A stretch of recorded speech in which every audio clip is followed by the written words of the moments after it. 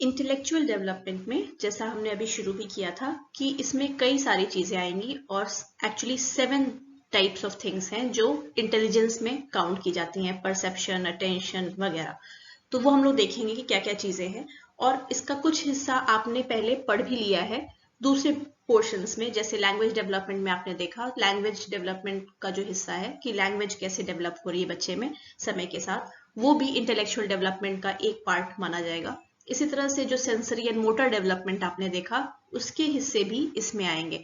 तो जब आपका इंटेलेक्चुअल डेवलपमेंट के बारे में अगर पूछे तो इस सेक्शन में हम जो चीजें देखेंगे जैसे इंटेलिजेंस किस टाइप की होती है, क्या क्या हिस्से हैं इंटेलिजेंस के, कैसे डेवलपमेंट होता है, ये सब चीजें लेते हुए कुछ और सेक्शंस भी जो आपने पढ़े हैं जैसे मॉरल डेवलपमेंट का, सेंसरी एंड मोटर डेवलपमेंट का, अडोलेसेंस में जो चेंजेस हो रहे हैं थिंकिंग में, कॉग्निशन में, इमोशंस में, ये सारी चीजें वो सब भी इसमें थोड़ा थोड़ा टुकड़ों में लेके आप कंबाइन कर सकते हैं।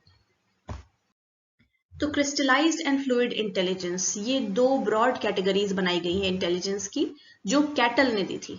अब ये दो कैटेगरीज जो हैं इनका डिफ्रेंशिएशन पता होना इसलिए भी जरूरी है क्योंकि दोनों अलग अलग तरह से डेवलप होती हैं बच्चे में, और दोनों का क्योंकि डेवलपमेंट का तरीका अलग इसलिए भी है क्योंकि ये अलग अलग सोर्सेज से डेवलप होती हैं। क्रिस्टलाइज्ड इंटेलिजेंस जो है वो आप सोसाइटी से गेन करते हैं, अपने कल्चर से गेन करते हैं।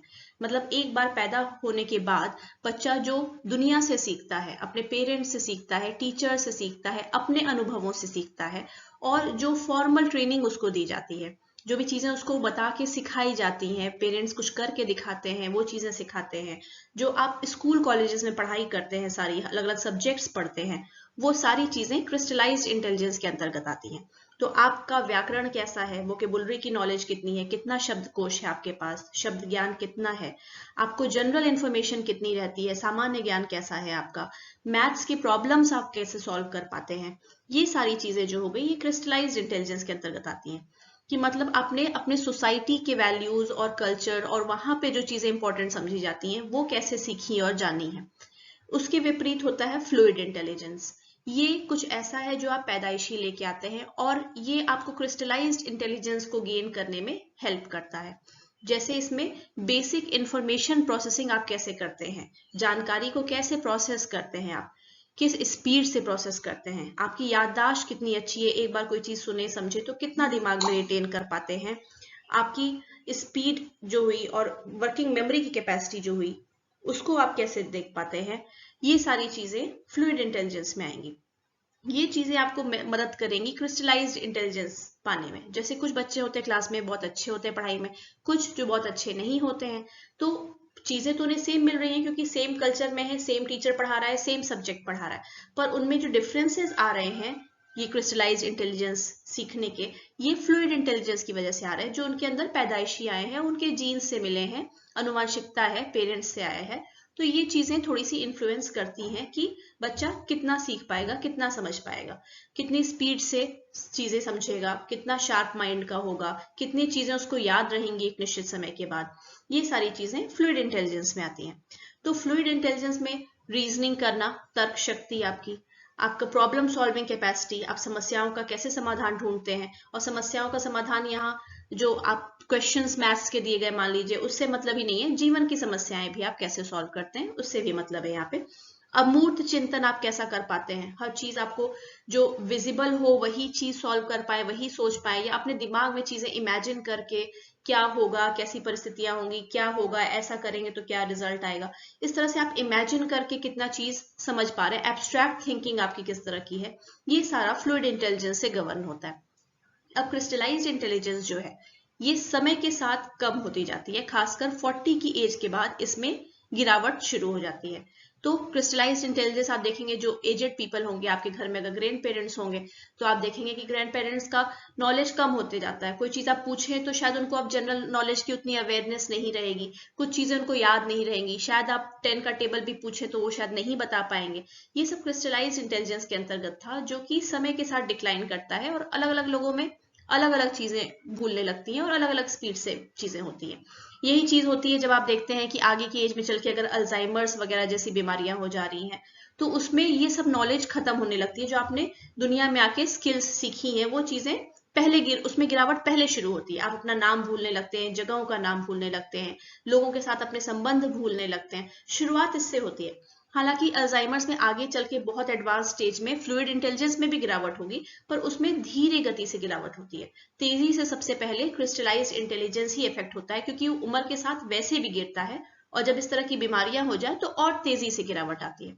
फ्लूइड इंटेलिजेंस में जो आपके एक्टिविटीज है जो आप करते हैं, मान लीजिए जैसे कुछ एक ऑटोमेटिक प्रोसेस है कि हाँ भाई चाय बनानी है, पहले ये चढ़ाओ फिर ये डालो, ऐसे से करो। अब ये सब ऑटोमेटिक प्रोसेस है जो आपने आत्मसात कर लिया है बिल्कुल, ये आपको रोज दिमाग लगा के या सोच के नहीं करना पड़ता।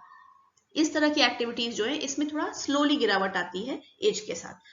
तो फ्लूइड इंटेलिजेंस में लगभग नहीं के बराबर या बहुत कम गिरावट आती है, बहुत धीमी गति से गिरावट आती है उम्र बढ़ने के साथ। जबकि क्रिस्टलाइज्ड इंटेलिजेंस में 40 की उम्र के बाद डाउनफॉल बहुत तेज भी हो सकता है, थोड़ा धीरे भी हो सकता है, पर गिरावट आती ही आती है।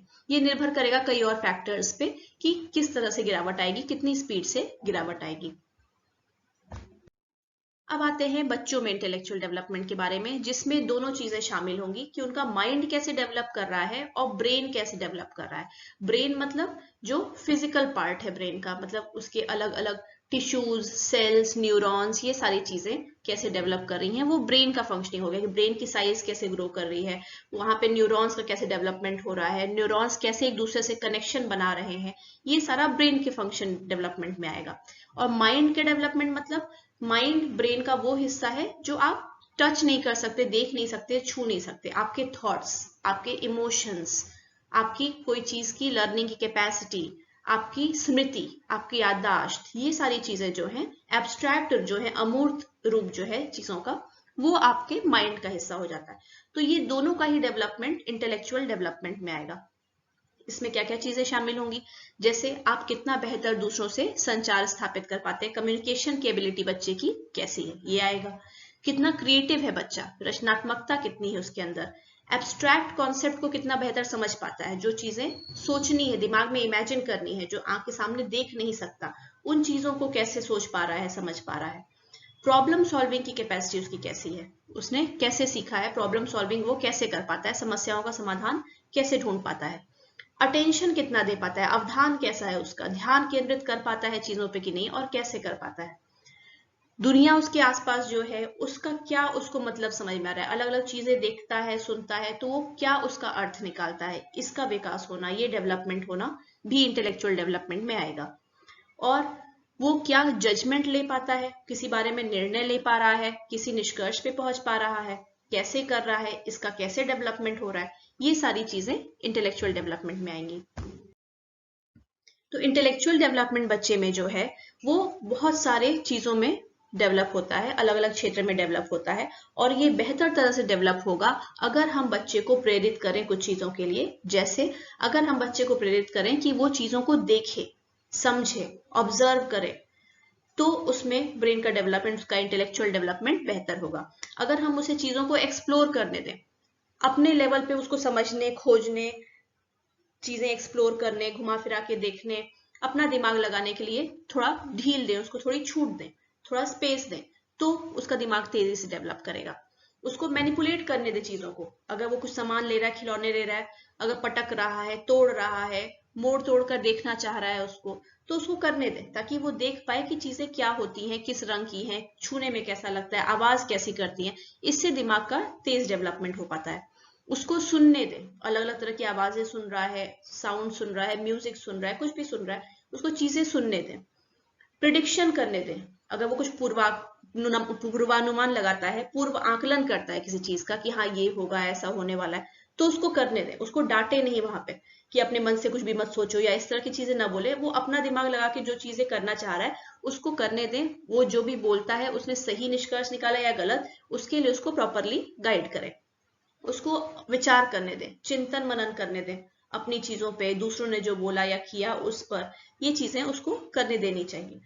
इसी तरह आइटम्स अलग अलग हैं, अगर वो अलग अलग आधार पे उनको क्लासिफाई कर रहा है, अगर वो शेप के आधार पे चीजों को अलग अलग कैटेगरी में डाल रहा है, रंग के आधार पे डाल रहा है, किसी और आधार पे बांट रहा है, तो उसको करने दे, क्योंकि वो 10 तरह की चीजें वहां पे इमेजिन कर पा रहा है। इससे उसका सोच का दायरा बढ़ेगा कि एक ही तरह की चीजों को हम कितने अलग अलग प्रकार से बांट सकते हैं, उतने कैटेगरी का कॉन्सेप्ट उसके दिमाग में जन्म लेगा कि कलर एक कैटेगरी हो सकती है, साइज एक कैटेगरी हो सकती है, किस मटेरियल का बना हुआ है, कोई सामान कपड़े का बना है, कोई प्लास्टिक का बना है, कोई और मेटल का बना है। तो अलग अलग तरह से उसके दिमाग में ये चीजें आएंगी और बच्चों में ये नेचुरली आता है कि वो इस तरह से एक्सप्लोर करते करते सीख जाते हैं। तो उनको ये मौका देना बहुत जरूरी है कि वो अपना सीखें, पुराने एक्सपीरियंसेस उनके जो रहे हैं बच्चों के, उन जो उससे सीखा, कुछ गलतियां की, कुछ बताया गया उनको, वो जो चीजें हुई उसको उनको समझने दें, उनको क्वेश्चंस पूछने दें। क्वेश्चंस पूछने पे डांटे नहीं, उनको क्वेश्चंस पूछने दें। बच्चे कभी कभी बहुत सारे ऐसे सवाल पूछते हैं जो बड़ों को लगेगा कि क्या ये बकवास चीज है, क्योंकि बड़ों को तो वो चीजें पता है, तो वो इरिटेट हो जाते हैं। प्लस बड़े कई कामों में बिजी होते हैं, बच्चों पे तो कोई रिस्पॉन्सिबिलिटी ऐसी नहीं होती है, तो स्वाभाविक भी है कि वो हो जाते हैं। पर वहां पर थोड़ा ध्यान देके, थोड़ा कॉन्शियसली अपना वो फ्रस्ट्रेशन रोक के बच्चे को सवालों के जवाब देना जरूरी है। अगर एक बार भी आप डांट देंगे बच्चे को, तो आगे से वो क्वेश्चंस पूछना बंद कर देगा, और क्वेश्चंस नहीं पूछेगा तो उसके ब्रेन का डेवलपमेंट सही तरह से नहीं होगा। तो इंटेलेक्चुअल डेवलपमेंट में ये सारी चीजें आती हैं। प्लस अगर बच्चा स्कूल जाने लायक हो गया है, प्री स्कूल में जा रहा है, जैसे कि नर्सरी वगैरह में जा रहा है या एलकेजी वगैरह में भी जा रहा है, तो वहां उसको और कई तरह के अपने उम्र के बच्चों से इंटरेक्ट करने का मौका मिलता है। उसे कहानियों की किताबें, पोएम्स की, राइम्स की किताबें, छोटे छोटे खिलौने, सामान जिसको अलग अलग तरह से खेलने की कोशिश करता है, अबैकस, ये सब चीजें दी जाती हैं। तो अच्छे स्कूलों में जहाँ पे अच्छे प्रोग्राम्स चलते हैं इस तरह के, वहां बच्चों को नया स्किल सीखने में, नई नॉलेज डेवलप करने में और भी हेल्प मिलती है। अब लर्निंग की बात करते हैं कि बच्चा सीखता कैसे है। तो लर्निंग तो आप जानते हैं, जैसे बच्चा पैदा हुआ दुनिया में, अब वो मरते दम तक कुछ ना कुछ तो सीखता ही रहेगा। लर्निंग एक सतत प्रक्रिया है, वो रुकती नहीं है कभी, वो लगातार चलती रहती है। और पेरेंट्स जो होते हैं वो बच्चे के पहले टीचर हैं और सबसे इंपॉर्टेंट टीचर है लाइफ के, और बहुत सारे उसको अच्छे एक्सपीरियंसेस और बुरे एक्सपीरियंसेस वो दे सकते हैं जिससे वो सीखता है। तो इंटेलिजेंस जो है वो एक इस तरह भी आप डिफाइन कर सकते हैं कि कोई भी परिस्थिति को बच्चा किस तरह से समझ रहा है, उसका किस तरह से इंटरप्रिटेशन कर रहा है, और अभी तक के उसके जो एक्सपीरियंसेस हैं उसका इस्तेमाल करके वो नई समस्याएं, नई चुनौतियां, नई प्रॉब्लम्स या नई परिस्थिति में कैसे चीजों को हैंडल कर पा रहा है। और ये दोनों ही चीजों से प्रभावित होता है। उसकी हेरिडिटी जो है, अनुवांशिकता, मतलब फ्लूइड इंटेलिजेंस वो क्या लेकर आया है, और उसके एनवायरनमेंट में उसको क्या सपोर्ट मिल रहा है, यानी क्रिस्टलाइज्ड इंटेलिजेंस का भी रोल है कि वो क्या सीखता है, उसको एनवायरनमेंट से, सोसाइटी से, कल्चर से, पेरेंट्स से क्या हेल्प मिल रही है इस चीज में। अब मेथड्स की बात करते हैं, लर्निंग के मेथड्स क्या क्या होते हैं।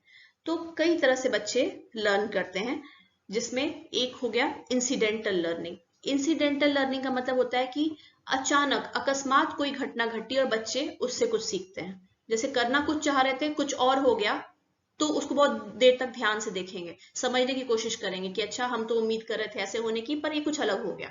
तो वो भी बच्चा सीख रहा है। तो अकस्मात कुछ करना चाह रहा है, हो कुछ और जाता है, तो उससे भी बच्चा सीखता है कि अच्छा ये कुछ नई घटना हुई।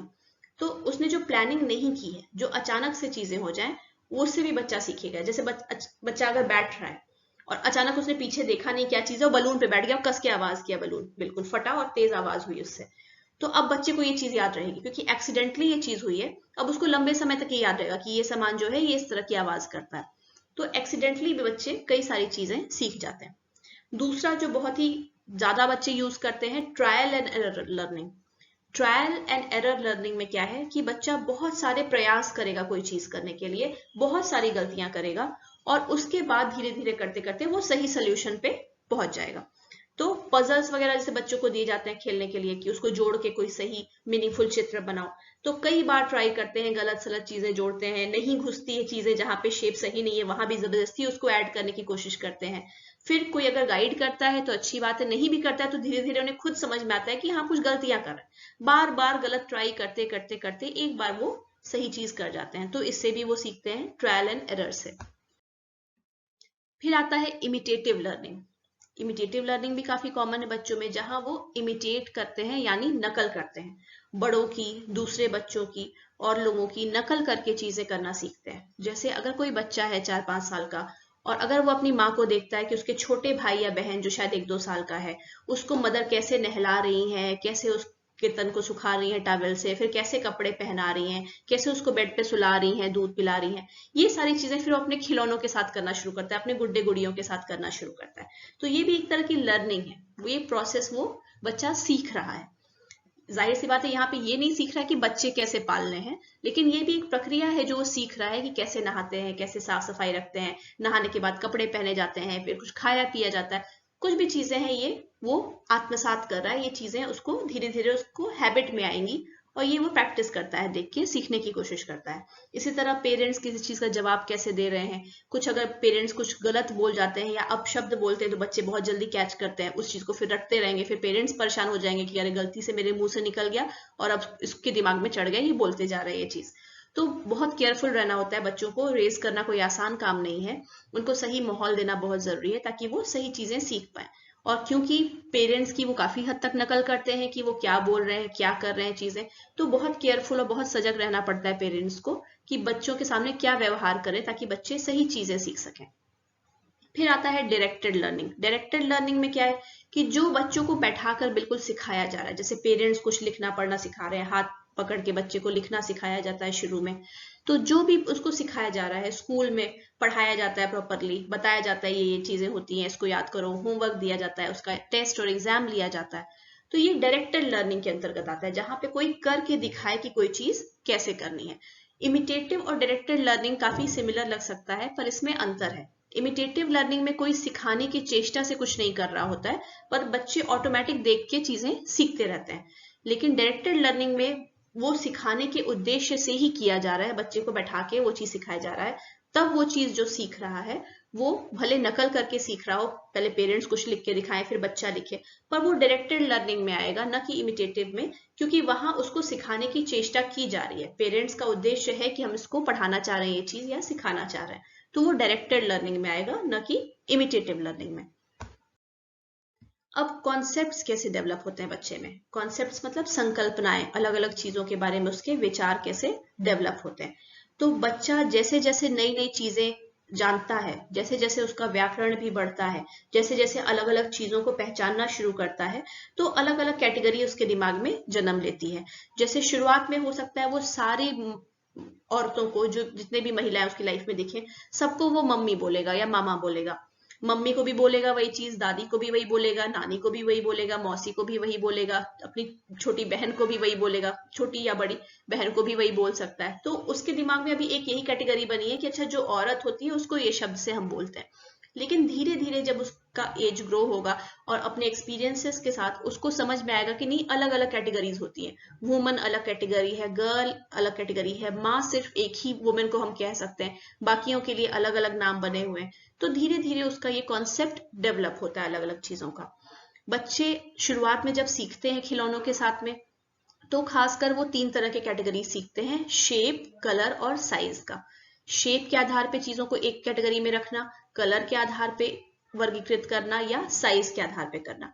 जैसे घास है और पेड़ है तो उसको एक कैटेगरी में रखेंगे कि सब हरे होते हैं, एक कलर के हैं, इसलिए एक तरफ रखेंगे। बॉल हो गई, कोई और चीज हो गई जो गोल है, तो उसको एक तरफ रखेंगे कि ये दोनों राउंड है। हो सकता है उनके पास एक खिलौना हो खरगोश का जो गोल गोल सा हो, तो उसको और बॉल को एक साथ रख देंगे। फिर धीरे धीरे जैसे उनका विकास होगा दिमाग का, तो उनको समझ में आएगा कि सजीव और निर्जीव ये भी एक आधार है जिसपे हम अलग कर सकते हैं चीजों को। तब वो हो सकता है कि बॉल को अलग रखें, और जो खरगोश है भले वो खिलौना है पर अब जानते हैं कि वो सजीव चीज का रूप है, तो उसको अलग कर सकते हैं। ऐसे कई कई तरह के उनके डेवलपमेंट होंगे दिमाग में कैटेगरीज में, जिसके आधार पे वो इस तरह से चीजों को क्लासिफाई करते हैं। 7 बेसिक चीजें जो मैंने बोली कि इंटेलिजेंस का मापक है उसमें शामिल होती हैं। जैसे पहला, अटेंशन। तो आप देखते हैं जो वयस्क लोग हैं उनका अवधान बहुत ही सटीक तरह का होता है, अच्छा होता है, वो फोकस कर सकते हैं एक चीज पे, अपने ध्यान को केंद्रित कर सकते हैं। एक काम कर रहे हैं, अगर एक किताब पढ़ रहे हैं, अगल बगल लोग आ रहे हैं जा रहे हैं, घरों में बातचीत कर रहे हैं, तो उनका ध्यान हटता नहीं है किताब से। ऐसा नहीं है कि बार बार उनका ध्यान हट के बातचीत पर ही चला जा रहा है, और वो एक चीज पे फोकस है तो उस पर फोकस कर पाते हैं। लेकिन बच्चे के लिए, छोटे बच्चे के लिए खासकर बहुत मुश्किल होता है। उसको जितनी तरह की चीजें दिखेंगी, जितने साउंड्स उसके कान में जाएंगे, जितनी चीजें महसूस होंगी, हर तरफ ध्यान उसका जल्दी बढ़ता है। धीरे धीरे जैसे जैसे वो बड़ा होता जाएगा, उसका अटेंशन स्पैन, एक चीज पे फोकस होना, केंद्रित होना शुरू हो जाता है। मेमोरी दूसरी चीज है। तो मेमोरी के बिना तो कोई लर्निंग प्रोग्रेस कर ही नहीं सकती। अगर आज बच्चे ने कुछ एक्सपीरियंस किया या उसे कुछ चीजें सिखाई गई या उसने कुछ नकल किया पेरेंट्स का, और कल को अगर वो भूल जाए, फिर कल जो सीखे वो परसों भूल जाए, तो उसकी लर्निंग कभी डेवलप नहीं हो पाएगी। इसलिए मेमोरी का भी बहुत रोल है लर्निंग को और उसकी वजह से इंटेलिजेंस को डेवलप होने में। बच्चा किसी सिचुएशन के लिए अपने पहले के एक्सपीरियंस को कैसे आगे यूज करता है, अगली कुछ परिस्थिति आई तो वो कैसे याद कर पाता है, रिकॉल कर पाता है कि हाँ पहले ऐसा केस आया था तो हमने ऐसे किया था और प्रॉब्लम सॉल्व हो गई थी, वो कैसे कर पाएगा ये चीज।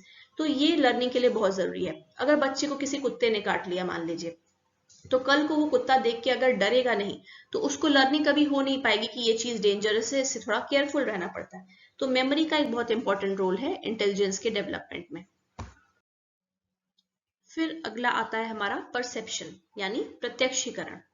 तो बच्चे जो चीजें अपने सेंस ऑर्गन से, अपने इंद्रियों से जानते और समझते हैं, वो महसूस जो चीजें करते हैं, जो सुनते हैं, जो टेस्ट करते हैं, जो देखते हैं, ये सब चीजें सीखना शुरू करते हैं। और शुरुआत में बच्चों की जैसे उम्र बढ़ती जाती है बहुत सारे अनगिनत सवाल, क्या है, क्यों है, कैसे है, ऐसे ही क्यों होता है, बहुत सारे सवाल करते हैं। और कई बार पेरेंट्स को लग सकता है कि इनके जवाब मुझे नहीं पता। जैसे मान लीजिए वो पूछेंगे बादलों से बारिश ही क्यों होती है, उससे टॉफीज क्यों नहीं गिरती हैं, कुछ भी ऊट पटांग सवाल पूछेंगे जो कभी कभी पेरेंट्स को इरिटेटिंग लग सकते हैं कि तो नॉन स्टॉप सवाल पूछते रहता है और ऊट पटांग सवाल पूछता है, क्योंकि बड़ों की सोच के हिसाब से वो ऊट पटांग चीजें हैं। लेकिन बच्चे का ब्रेन ऐसे ग्रो कर रहा है उस समय कि उसको अलग अलग तरह के दिमाग में सवाल आते हैं, अलग अलग पॉसिबिलिटी वो सोचता है, उसके दिमाग का क्रियात्मक क्षेत्र जो है, रचनात्मक क्षेत्र जो है, वो भी डेवलप होता है। तो कई चीजें वो इमेजिन करता है और वो सवालों में फिर वो पूछता है, जो बड़ों को थोड़ा से बेकार तरह के सवाल या इरिटेटिंग लग सकते हैं। लेकिन अगर वहां पे उसको डांट दिया गया, उसको जवाब नहीं दिया गया, तो उसके सीखने की एक अपॉर्चुनिटी वहां से चली जाती है। तो उसे सही से जवाब देना, कैसे रिस्पॉन्स देना है बच्चों को उनके क्वेश्चंस के लिए, ये सीखना पड़ता है, पेरेंट्स को समझना चाहिए। अगर ऐसा नहीं करेंगे तो आगे से वो क्वेश्चंस पूछना भी बंद कर देगा और फिर वो चीजें अच्छी तरह से नहीं सीख पाएगा। तो परसेप्शन एक बहुत इंपॉर्टेंट चीज है जो कि लर्निंग में हेल्प करती है।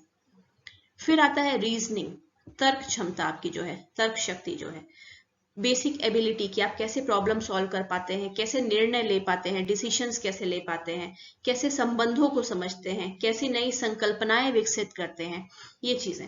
तो इसके लिए बच्चों को छोटे छोटे डिसीशंस, आम तरह के डिसीशंस, जैसे नहाकर अगर बच्चा आया तो रेड शर्ट पहनोगे या येलो शर्ट पहनोगे, खाने में आज ये चीजें हैं, ये खाना पसंद करोगे या ये चीज खाओगे, सिंपल सिंपल डिसीशंस बच्चे को लेने दें। इससे उसको कॉन्फिडेंस बढ़ता है और यही बेस बनेगा, यही आधार बनेगा कि बड़े होके या जैसे उम्र बढ़ती जाएगी उसकी, वो कॉम्प्लेक्स डिसीशंस भी लेना शुरू करे।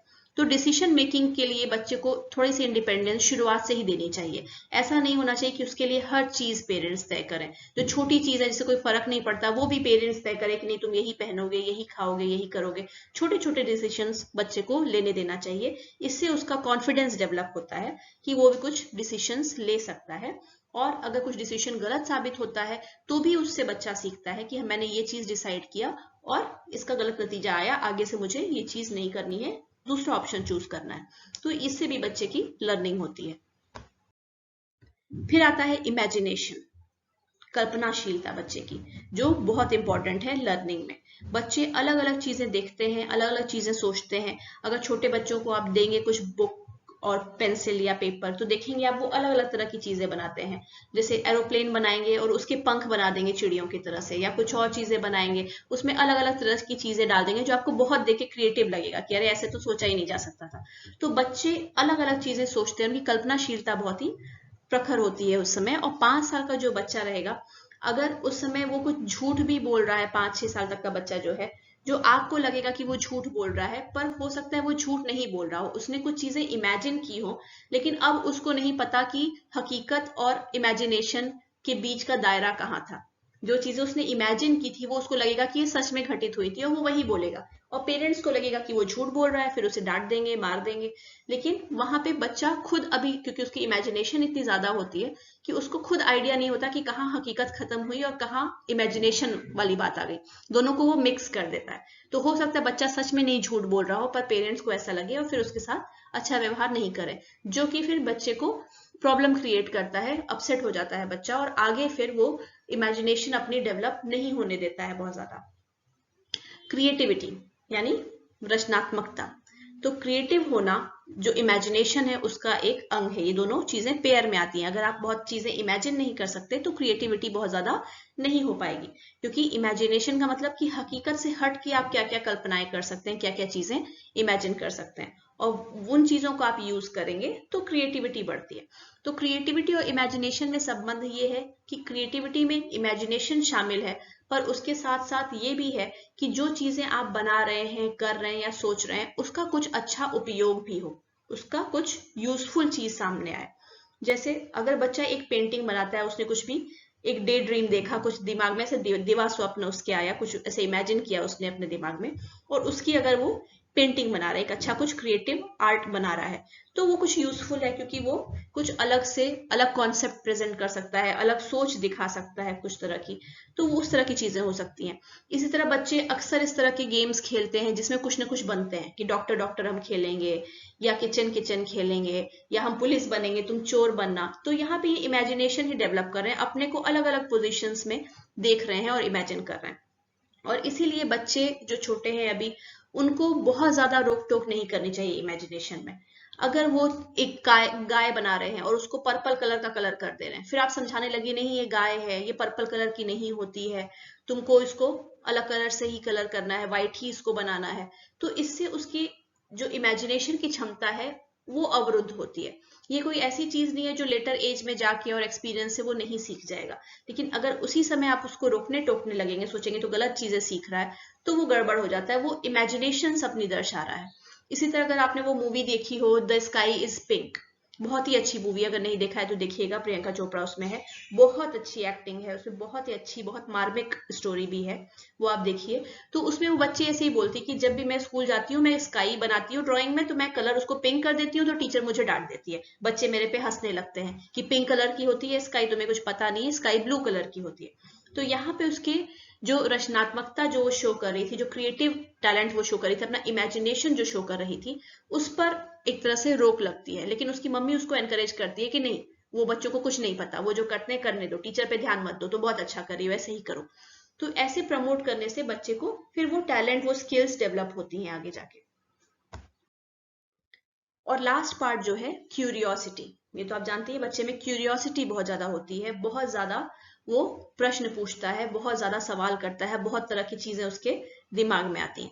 तो ऐसा करने के समय जब बच्चे क्यूरियस बहुत ज्यादा होते हैं, बहुत चीजें करके देखना चाहते हैं कि ये करेंगे तो क्या होगा, ऐसे करने से क्या होगा, उसको ये चीज करें तो कैसे रिस्पॉन्स आएगा, तो कई चीजें वो प्रैक्टिस करने की कोशिश करते हैं। और उस समय बड़ों को चाहिए कि उसको चीजें करके देखने दें, बस इतना ख्याल रखें कि कुछ उसके लिए खतरनाक ना हो, कुछ ऐसी चीजें बच्चा ना करे जिससे उसके हार्म हो, उसको चोट लगे, कुछ ऐसा ना हो।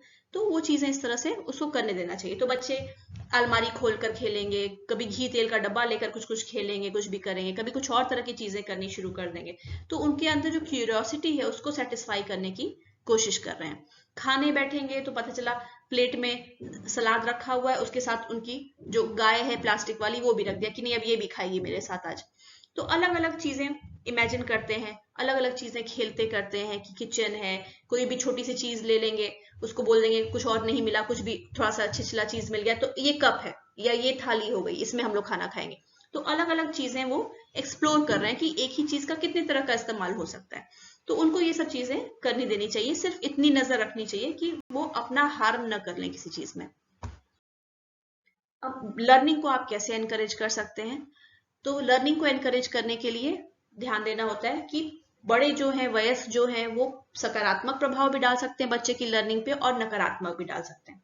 अगर आप बच्चे को एकदम रिलैक्स्ड एनवायरनमेंट देंगे जहाँ पे उसको कोई स्ट्रेस नहीं फील हो रहा है, उसको आराम से एक्सप्लोर करने की आज़ादी है, चीज़ों को वो खुद से करके सीख सकता है और देख सकता है, तो उसको लर्निंग करने में बहुत फायदा मिलेगा, उसका लर्निंग तेजी से डेवलप होगा, अच्छी तरह डेवलप होगा। अगर आप बहुत हार्श पेरेंटिंग करते हैं, बहुत क्रिटिकल होते हैं, नहीं ये गलत है, ऐसा सही नहीं है, ये मत करो, बहुत ज्यादा सवाल करते हो, इस तरह से करने से फिर बच्चा सही से डेवलप नहीं कर पाएगा। तो सबसे पहली बात कि बच्चे को टाइम दें और अटेंशन दें। कई बार बच्चे चाहते हैं कि कुछ करें तो दिखाते हैं, पेरेंट्स को बोलेंगे पापा देखो मैंने ये किया, और पापा पता चला न्यूज़पेपर पढ़ने में हाँ हाँ तुम करो करो। तो नहीं ध्यान दे रहे हैं, तो बच्चे को डिस्करेजमेंट इस तरह से होता है, उसको लगता है कि उसने कुछ बहुत ही इंटरेस्टिंग चीज की है और वो अपना अचीवमेंट शो करना चाहता है अपने पेरेंट्स से, उनसे तारीफ पाना चाहता है जिससे और मोटिवेशन उसको आगे मिले, पर उसको वो नहीं मिल पाता क्योंकि पेरेंट्स अपनी चीजों में बिजी होते हैं। तो ये करना जरूरी है, बच्चे को समय देना, अटेंशन देना जरूरी है। इसी तरह बच्चे को समय दें अपने बारे में सोचने के लिए, कुछ अपने छोटे बड़े डिसीजंस लेने के लिए, क्या खाएगा, क्या पहनेगा, कहीं आना जाना है कि नहीं, छोटे छोटे डिसीजंस उसको खुद लेने दें। और ये लेने में उसको समय लगेगा, वो बड़ों की तरह जल्दी से डिसीजन नहीं ले सकता, उसको समय दें, 5 मिनट 10 मिनट जितना भी वो टाइम लेना चाहता है, थोड़ा स्पेस दें। ये नहीं कि आपने बोला कि हाँ बताओ ये लोगे या वो लोगे, शॉप में खड़े तो आपने बोला बताओ ये खाओगे कि वो खाओगे, अभी वो सोच रहा है, डिसाइड कर रहा है, अलग अलग चीज सोच रहा है, तब से आपने बोला चलो छोड़ो यही वाला ले लो, तो अब क्या हुआ, उसका डिसीजन मेकिंग का प्रोसेस आपने अवरुद्ध कर दिया, वो रुक गया वहीं पर। जहां वो डिसाइड करता अपने लिए, कुछ चीजें सोचता, कुछ कुछ आधार बनाता कि हम किस आधार पे चीजें तय करें, वो उसका सोच जो वहां डेवलप हो रही थी, दिमाग जो चला रहा था वो रुक गया वहीं पर। तो इसलिए बच्चों को समय देना चाहिए, उन पर अटेंशन देना चाहिए और उनको थोड़ा स्पेस देनी चाहिए ताकि वो अपने से चीजों को सोच सके, अपना दिमाग लगाकर किसी डिसीजन पे पहुंच सके। इसी तरह जब बच्चों को जो जो हेल्प की जरूरत हो, जितनी ज्यादा हेल्प की जरूरत हो वो करनी चाहिए और उनको करने देना चाहिए अपने काम में हेल्प। जैसे अगर बच्चा आपसे कोई हेल्प मांगे, पहले तो उसको अपने से खुद एक्सप्लोर करने दीजिए, सीखने दीजिए, लेकिन अगर वो आपसे हेल्प मांग रहा है सामने से, तब आपको उसकी हेल्प करनी चाहिए। और इसी तरह घर के कामों में बच्चे की हेल्प लेनी चाहिए, पर ऐसी नहीं कि उससे कोई काम ही करवा दे रहे हैं, बस इस तरह ताकि उसको फील हो कि हाँ वो हेल्प कर रहा है। जैसे किचन में अगर चम्मच से कोई चीज मिक्स करनी है, जैसे बेसन घोलना या कुछ करना है, तो आप उसको पकड़ा दीजिए कि इसको थोड़ा ऐसे ऐसे करके चलाओ, उतना भी करना उसको अच्छा लगेगा, उसको लगेगा कुछ वो क्रिएटिव काम कर रहा है, कुछ हेल्प कर रहा है, तो उसको मोटिवेशन भी मिलेगा और कुछ भी छोटी मोटी चीजें ही करना सीखेगा। सामान उठाकर यहाँ से वहां रखना है, छोटे सामान हल्के सामान जो है वो उसको करने दिया जा सकता है कि वो करे, तो इस तरह से वो चीजें सीखता है। इसी तरह आप उसको प्रॉब्लम सॉल्व कैसे करनी है ये सिखाइए, कुछ खिलौने हैं उसे कुछ चीजें बनानी है जोड़ जोड़ के, बार बार गिर जा रहे हैं, तब वहां आप उसकी कुछ हेल्प कर सकते हैं कि इसको इस तरह से करके रखो तो ये हो जाएगा। तो इस तरह की चीजें जहां हो, जहां बच्चा फंस रहा है, जहां स्टिक कर रहा है बहुत ज्यादा और काफी सोच विचार करने के बाद भी अगर नहीं समझ में आ रहा है, उसको फ्रस्ट्रेशन हो रहा है, तो आप वहां पे हेल्प कर सकते हैं। इसी तरह पॉजिटिव एटीट्यूड रखना चाहिए, बच्चे को डांटने वाटने के बजाय उसको चीजें अपने से करने देनी चाहिए और जो भी सही या गलत वो करे उसके लिए उसको एनकरेजमेंट देना चाहिए। इसी तरह एक्सप्लेनेशन जब आप बच्चे को देते हैं, कोई चीज समझाते हैं कि क्या करना है नहीं करना है, तो बहुत ब्रीफ में देने की कोशिश करनी चाहिए, ब्रीफ और क्लियर, बहुत लंबा नहीं। बहुत लंबा आप एक्सप्लेनेशन देंगे, कोई चीज को बहुत लंबा समझा रहे हैं, तो बच्चे का उतना अटेंशन की कैपेसिटी नहीं है, फिर वो भूल जाता है, उसका ध्यान हट जाता है कि आप क्या बोल रहे हैं, फिर वो अपने काम में लग जाएगा क्योंकि ध्यान बहुत जल्दी भटकता है बच्चों का। तो जो भी चीजें बता रहे हैं अपने एक्सप्लेनेशन छोटे रखें और सिंपल रखें। बच्चे को नई चीजें डिस्कवर करने दें, एक्सप्लोर करने दें, अगर वो मिट्टी में खेलना चाह रहा है तो खेलने दें, अगर वो कहीं चढ़ के कोई चीज देखना चाह रहा है तो देखने दें, बस थोड़ा ध्यान रखें उसकी सेफ्टी का, लेकिन चीजें कुछ एक्सप्लोर कर रहा है अपने से तो करने देना चाहिए। इसी तरह से बच्चे को अपने आसपास की दुनिया को समझने में हेल्प मिलने देना चाहिए। उसके लिए उसको सिर्फ घर में नहीं कैद रखें, अगर कभी बाजार जा रहे हैं तो वहां लेते जाएं, कभी किसी शॉपिंग सेंटर पे जा रहे हैं वहां लेते जाएं, कभी ऐसे ही घूमने टहलने ही थोड़ा सा बाहर होके आ गए, कुछ वो बाहर का एनवायरनमेंट देखेगा, कुछ नई चीजें वो देखेगा, समझेगा, सीखेगा, गाड़ियां देखेगा, जानवर देखेगा, पेड़ पौधे अलग अलग तरह के देखेगा, तो उसकी नॉलेज जो है वो डेवलप करेगी और नई लर्निंग एक्सपीरियंस उसको मिलेंगी, उसको चेंजेस मिलेंगे। तो इसलिए बच्चों को बाहर ले जाना भी, नए परिस्थिति में, नए एनवायरनमेंट में ले जाना भी जरूरी है। अब इंटेलेक्चुअल डेवलपमेंट में मेजर स्टेजेस जो है वो कहाँ आते हैं, जैसे 1 से 2 महीने का जब बच्चा है तो चीजों को वो आईज से फॉलो करना सीखता है। पहले जब और छोटा रहता है, वो 1 महीने से छोटा, तब चीजें मूव कर रही है तो उसको सही से अपनी आंखों से नहीं फॉलो कर पाता है, नहीं देख पाता है चीजें जहां मूव कर रही है, लेकिन 1 से 2 महीने में उसकी ये एबिलिटी स्टार्ट हो जाती है। चेहरों को पहचानने लगता है, कुछ चीजों को पहचानने लगता है, कुछ तरह की आवाजों को पहचानने लगता है, जैसे मदर की आवाज को पहचानने लगेगा। इसी तरह से जब उसकी जरूरतें नहीं पूरी हो रही हैं तो वो रोता है और अपनी तरफ ध्यान आकृष्ट करता है कि मेरी जरूरत है कोई चीज की, वो पूरी करनी है। 3 से 4 महीने का होता है तो जो लोग उसका ख्याल रखते हैं, करीबी लोग हैं देखभाल करने वाले, उनका चेहरा पहचानने लगता है, उससे अगर बात की जाए तो हाव भाव से और कुछ आवाजें निकाल के जवाब देने की कोशिश करता है, रिस्पॉन्स देता है, चीजों को पकड़ता है, हिलाता डुलाता है, उसको देखता है कैसी आवाजें आ रही हैं, और अपने हाथ पैरों में उसको बड़ा इंटरेस्ट आता है, अपने ही हाथ पैर घुमाते फिराते वो देखता रहेगा, कभी कभी उंगलियां मुंह में डालेगा, पैर की उंगली मुंह में डालने लगेगा, इस तरह की चीजें बच्चे करते हैं। 5 से 6 महीने का जब रहता है तो लंबे समय के लिए अलर्ट रहने लगता है। अब बच्चा सोता थोड़ा कम है और एक्टिव ज्यादा रहने लगता है, कई चीजें वो एक्सप्लोर करना शुरू करता है, थोड़ा चलना भी शुरू हो जाता है उसका घुटनों पर, इसलिए वो चीजों को पकड़ने, उठाने, पटकने, ये सब करने की कोशिश करता है, देखता है कि कैसी रिस्पॉन्स आ रही है उन चीजों से। और आवाजें अपनी भी पहचाननी शुरू कर देता है, पहचान जाता है अपनी आवाज कैसी है, अपनी खुद की आवाज रिकॉग्नाइज करता है। और एंग्री आवाजें जो हैं, जो लोग गुस्से में कुछ बोल रहे हैं, तो वो भी रियलाइज करता है कि गुस्से में बोली जा रही है चीजें। 7 से 8 महीने में दूसरों के एक्शंस को कॉपी करना शुरू कर देता है, कॉज और इफेक्ट का कॉन्सेप्ट उसको अब समझ में आने लगता है कि कोई चीज कारण है और कोई चीज उसका परिणाम फिर हो रहा है, कुछ ऐसे किया गया तो उसके नतीजे की वजह से, नतीजे के तौर पे कोई चीज दूसरी हो रही है। चीजें याद रखने लगता है, मेमोरी कैपेसिटी थोड़ी बढ़ने लगती है, चीजें याद रखने लगता है, जो सामान है उसके पास, खिलौने हो गए या कोई और चीज हो गई, उसको साइज के हिसाब से अरेंज करना, कलर के हिसाब से अरेंज करना, ये चीजें सीखता है। सिंपल प्रॉब्लम्स जो है वो सॉल्व कर सकता है, कुछ कुछ नए वर्ड सीखने लगता है क्योंकि लैंग्वेज का भी डेवलपमेंट हो रहा है।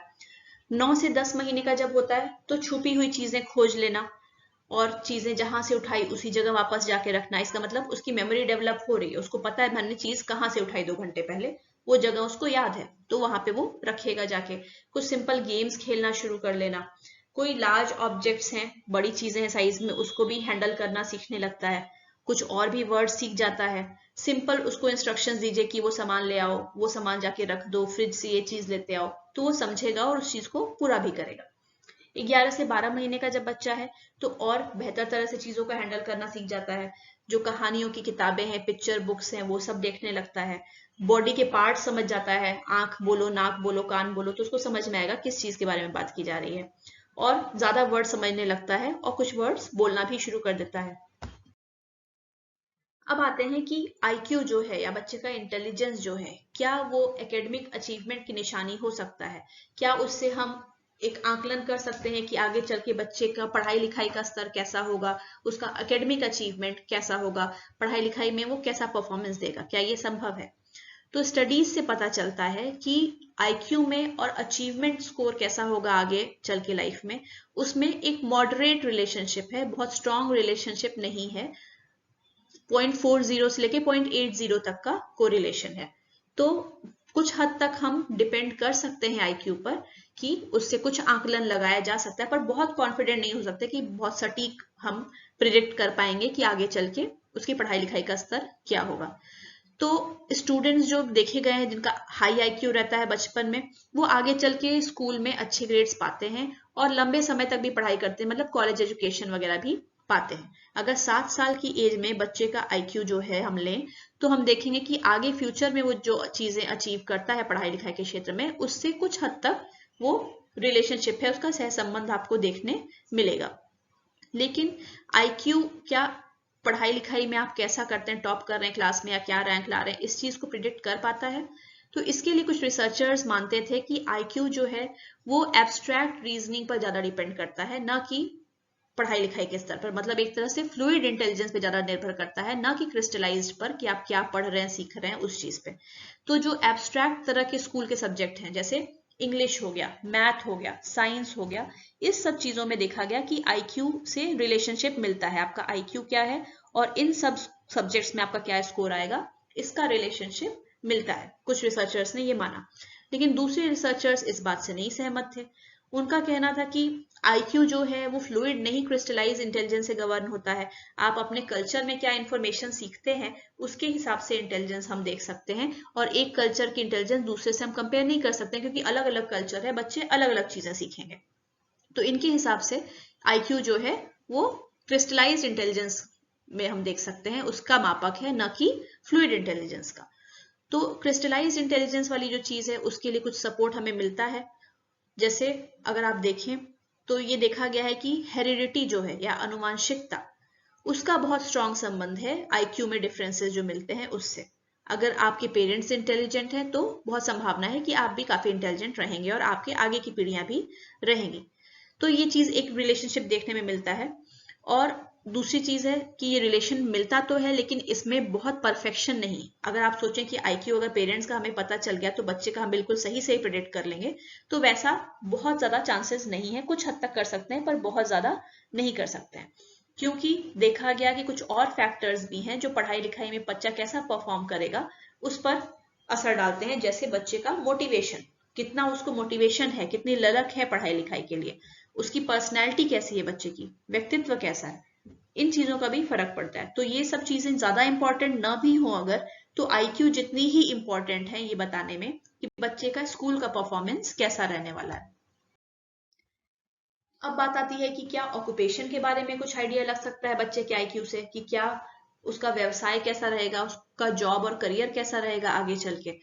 तो देखा गया है कि आईक्यू जो है लॉन्ग टर्म में आपकी लाइफ में कैसा सक्सेस आपको मिलेगा उससे बहुत ज्यादा लिंक नहीं है, और इसलिए साइकोलॉजिस्ट वगैरह इसके बारे में बहुत चिंतित नहीं होते हैं, इसकी बहुत स्टडीज नहीं करते। लेकिन रिसर्च से पता चलता है कि बचपन का जो आईक्यू है वो बड़े होने पर आप कैसा व्यवसाय करेंगे इसके बारे में कुछ आइडिया दे सकता है। और वो इसलिए दे सकता है क्योंकि डायरेक्ट संबंध नहीं है, इसलिए दे सकता है क्योंकि आईक्यू जो है कुछ हद तक एजुकेशन से रिलेटेड है कि आप उसमें कैसा परफॉर्मेंस करेंगे, और जो लोग अच्छा परफॉर्मेंस करते हैं एजुकेशन में अक्सर उनको अच्छी जॉब्स मिल पाती हैं।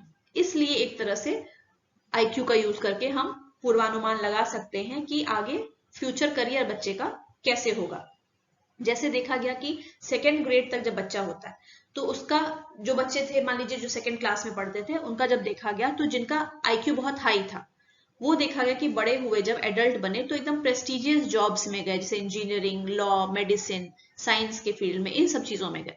तो कुछ हद तक इसका रिलेशन हम कह सकते हैं, इनडायरेक्ट रिलेशन ही सही पर है।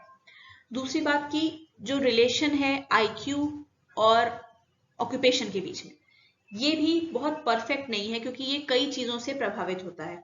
जैसे आपका फैमिली बैकग्राउंड क्या है, आपका पेरेंट्स से कितना आपको एनकरेजमेंट मिल रहा है किसी फील्ड में जाने के लिए, आपका करियर में सक्सेस जो हो रहा है वो आप किसको रोल मॉडल मान के चल रहे हैं, किसको फॉलो कर रहे हैं, उससे भी होगा। आपका वर्क की दुनिया में, कार्य क्षेत्र में अपने कितने आपके अच्छे कनेक्शंस हैं लोगों से, उससे भी फर्क पड़ेगा। आपका चॉइस जो है ऑक्यूपेशन का, ये सारी चीजें कई और फैक्टर से प्रभावित हो रही हैं, सिर्फ आईक्यू से नहीं, बहुत सारे और रीजंस हैं जो उसको प्रभावित करते हैं। एक कारण इसका ये भी हो सकता है कि आईक्यू जो है अगर आपका अच्छा होगा तो कॉलेज और यूनिवर्सिटी के जो एंट्रेंस एग्जाम्स वगैरह होते हैं वो आप इजिली क्वालिफाई कर लेंगे, और वो क्वालिफाई कर रहे हैं तो आपको उच्च शिक्षा आपको मिल पाएगी, और वो मिल पाएगी तो आपके जॉब के संभावनाएं बढ़ जाती हैं, अलग अलग क्षेत्र में आपको पॉसिबिलिटी बढ़ जाती है नौकरी पाने की। इसलिए भी ये कारण हो सकता है कि अगर आईक्यू अच्छा है तो अच्छी जॉब्स लोगों को मिल पाती हैं। एक और इम्पॉर्टेंट फैक्टर जो हमने बोला, पर्सनैलिटी, इसका भी असर पड़ता है कि पर्सनैलिटी क्या है आपकी। तो कुछ स्टडीज हैं जो लॉन्गिट्यूडनल स्टडीज की गई जिसमें 10 साल से लेके 40 साल तक लोगों को उनका करियर फॉलो किया गया, उनका डेवलपमेंट फॉलो किया गया कि कैसे कैसे उनकी लाइफ में बदलाव आ रहा है।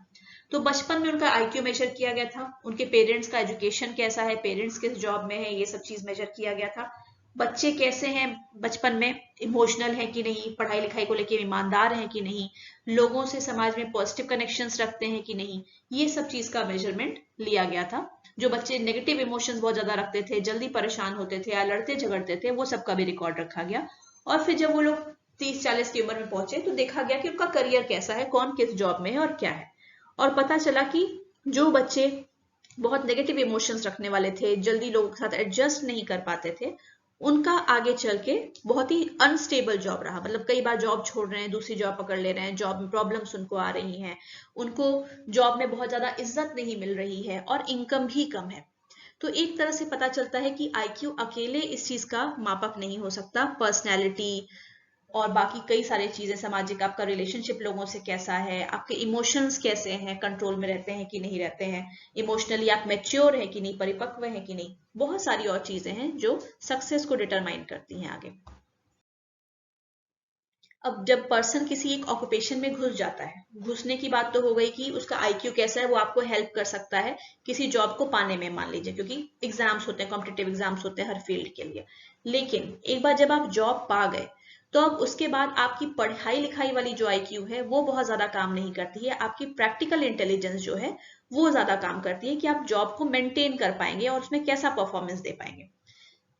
तो जो भी आप देखते हैं, मान लीजिए आप किसी जॉब में हैं, अगर मैनेजर हैं, आपको अपने नीचे के लेवल के लोगों से, अपने सबऑर्डिनेट से काम लेना है, तो आप कैसे उनको तारीफ कर रहे हैं, कैसे मोटिवेट कर रहे हैं, कैसे उनके बीच में अगर झड़प हो रही है या मतभेद हो रहा है तो उसको अच्छे से स्किलफुली हैंडल कर पा रहे हैं, ये सारी प्रैक्टिकल इंटेलिजेंस के क्षेत्र में चीजें आएंगी। और ये जो है ये ज्यादा मददगार होगा ये देखने में कि आप सक्सेसफुल होते हैं अपने करियर में या नहीं, अच्छी पोजीशन पे पहुंचते हैं या नहीं। तो जिन लोगों का जॉब बहुत ज्यादा छूटता है, जो अक्सर लड़ाई झगड़े लोगों से हो जाते हैं वर्क प्लेस पे और सही से हैंडल नहीं कर पाते हैं, जाहिर सी बात है उनकी प्रैक्टिकल इंटेलिजेंस उतनी अच्छी नहीं है बाकी लोगों की तुलना में। भले उनका IQ अच्छा हो, पढ़ाई लिखाई से रिलेटेड जो चीजें हैं वो नॉलेज उनको हो, लेकिन हो सकता है कि उनका प्रैक्टिकल इंटेलिजेंस बहुत अच्छा नहीं हो सकता है। अब अगर बोलें कि IQ से हम कैसे प्रिडिक्ट करेंगे साइकोलॉजिकल एडजस्टमेंट, कि आप मनोवैज्ञानिक तौर पे कितना बढ़िया एडजस्ट कर पाते हैं, क्या ये IQ से बताया जा सकता है? IQ के आधार पे क्या हम आकलन कर सकते हैं कि आपका मनोवैज्ञानिक एडजस्टमेंट जो है वो कैसा होगा? तो यहाँ भी जो है रिलेशनशिप जो मिला है सोशल और इमोशनल एडजस्टमेंट के साथ, वो मॉडरेट लेवल का मिला है, बहुत लो भी नहीं है, बहुत हाई रिलेशनशिप भी नहीं है। देखा गया कि जो हाई IQ वाले बच्चे हैं, बहुत ज्यादा IQ उनका है, वो बच्चे या अडोलेसेंट्स, किशोरावस्था के जो लोग हैं, वो लोग जो है अपने उम्र के लोगों द्वारा ज्यादा पसंद किए जाते हैं। और रीजन इसका क्या है ये बहुत क्लियर नहीं है, लेकिन ज्यादा उनका अच्छा रिलेशनशिप होता है अपने हम उम्र लोगों से। तो एक रीजन यहाँ पे ये भी हो सकता है कि जो IQ है वो इम्पोर्टेंट चीज तो है ही रिलेशनशिप के लिए, पर उसके साथ साथ हो सकता है कि बच्चे, क्योंकि IQ है अक्सर अनुवांशिक भी आता है, पेरेंट्स भी अच्छे इंटेलिजेंट होंगे, पढ़े लिखे होंगे, तो उन्होंने अच्छी अपब्रिंगिंग भी बच्चे को दी होगी, उसको अच्छे से पाला होगा, बच्चा अच्छी पर्सनैलिटी वाला डेवलप होगा, अच्छे सामाजिक संबंधों को समझता होगा। तो ये सब चीजें भी हेल्प करती हैं कि इन लोगों के रिलेशंस अच्छे रहेंगे दूसरे लोगों से। और एडजस्टमेंट इन लोगों का जो है साइकोलॉजिकल एडजस्टमेंट, वो अगर आप देखें तो मेंटल टेस्ट परफॉर्मेंस जब देखा गया ऐसे बच्चों का जो बहुत एग्रेसिव किस्म के युवा थे, बहुत ज्यादा आक्रामक स्वभाव के थे, तो पाया गया कि ये बच्चे जो बहुत आक्रामक स्वभाव के हैं, बहुत नियम कायदों को तोड़ते हैं, उनमें और बाकी जो ठीक लोग थे, ठीक युवा थे, उन दोनों के IQ के बीच में 8 पॉइंट का अंतर था। और ये जो आक्रामक युवा थे इनका 8 पॉइंट लगभग एवरेज में कम था IQ बाकी लोगों से जो ठीक बच्चे थे। तो इससे पता चलता है कि कुछ रिलेशनशिप तो है एग्रेशन या खराब बिहेवियर, खराब सोशल बिहेवियर के लिए और पुअर एडजस्टमेंट में और इंटेलिजेंस में, तो ये रिलेशनशिप मिलता है। और ये भी कारण एक है कि जो इस तरह के बच्चे होंगे उनका पारिवारिक जीवन और उनका बाकी वातावरण जो मिल रहा है वो भी बहुत सही नहीं होगा। जैसे जो हाई IQ वाले हैं उनको अच्छा एनवायरनमेंट मिलता है, अच्छी पढ़ाई लिखाई वाला सिचुएशन मिल सकता है क्योंकि उनके पेरेंट्स भी इंटेलिजेंट रहे होंगे और हो सकता है अच्छे जॉब्स में रहे हों। और जिनका IQ कम है हो सकता है वो पुअर बैकग्राउंड से भी आते हो, संभावना ज्यादा है इस तरह की कि पेरेंट्स भी बहुत इंटेलिजेंट ना हो, बहुत कोई स्किल्ड जॉब्स में नहीं हो, फिर हो सकता है कि घर में पैसे की तंगी हो और तरह की प्रॉब्लम्स हो, पेरेंट्स समय नहीं दे पाते हैं बच्चों को क्योंकि 2 वक्त की रोटी का जुगाड़ करने में ही वो लगे रहते हैं। तो कई सारे फैक्टर्स मिलके इस तरह से हो जाते हैं जो कि फिर इन्फ्लुएंस करते हैं कि बच्चा आगे एडजस्टेड पर्सनैलिटी का होगा कि नहीं, सोशली एडजस्ट कर पाएगा कि नहीं, या नियम कायदे तोड़ने वाला, लोगों को परेशान करने वाला बनेगा। इसके साथ कुछ स्टडीज हुई, लॉन्गिट्यूडनल रिसर्च हुए हैं जो ये दिखाते हैं कि जिन बच्चों का IQ कम होता है बचपन में, लेटर लाइफ में जाके वो ज्यादा एंटी सोशल बिहेवियर से लिंक हो जाते हैं क्योंकि उनमें इमोशनल और बिहेवियरल प्रॉब्लम्स भी साथ साथ में होती हैं और इंटेलेक्चुअल फंक्शनिंग अच्छी नहीं होती है। तो ये कई सारी चीजें एक दूसरे पर निर्भर करती हैं। अगर बच्चे का IQ बहुत अच्छा नहीं है तो वो क्लास में कॉन्सेंट्रेट नहीं कर पाएगा, उसके मार्क्स खराब आएंगे तो टीचर्स उसको पसंद नहीं करेंगे, पेरेंट्स भी डांटेंगे, बोलेंगे, उसकी वजह से बच्चे का दिमाग पढ़ाई से और हटेगा और गलत रास्तों पर जाएगा। तो ये सब चीजें एक दूसरे को इफेक्ट डालती हैं, इन्फ्लुएंस करती हैं और लिंक्ड हैं एक दूसरे से। जिन बच्चों में टेस्ट स्कोर्स IQ के बहुत कम आते हैं उनमें भी देखा गया है कि साइकोलॉजिकल डिसऑर्डर्स की भी संभावना होती है, जैसे high level of anxiety and depression, किशोरावस्था में और बड़े होने पे एंजाइटी और डिप्रेशन भी उनमें ज्यादा देखा गया है। लेकिन ये भी बहुत स्ट्रॉन्ग रिलेशनशिप नहीं है, क्योंकि और भी चीजों से इन्फ्लुएंस होता है, जैसे अनस्टेबल फैमिली से ऐसे बच्चे आ सकते हैं या इकोनॉमिकली पुअर बैकग्राउंड के हो सकते हैं, तो ये चीजें भी काफी हद तक इफेक्ट करती हैं। जबकि वो बच्चे जो हाई इंटेलिजेंस वाले होते हैं, वो लाइफ में स्ट्रेसफुल एक्सपीरियंस आता है तो ज्यादा उससे दृढ़ता के साथ जूझ पाते हैं और जल्दी हार नहीं मानते हैं वहां पर। तो ओवरऑल अगर अभी तक हमने जो देखा ये आप समझिए, तो आईक्यू लाइफ के अलग अलग एरिया में सक्सेस का द्योतक हो सकता है, उसका इंडिकेटर एक तरह से हो सकता है, लेकिन बहुत परफेक्शन के साथ नहीं, क्योंकि सिर्फ आईक्यू अकेले बच्चे का फ्यूचर नहीं बता सकता, उसके साथ बहुत से और सिचुएशंस हैं, बहुत सी और परिस्थितियां हैं जिनका लगभग बराबरी से इफेक्ट पड़ता है और उसे हमें समझना चाहिए। Thank you.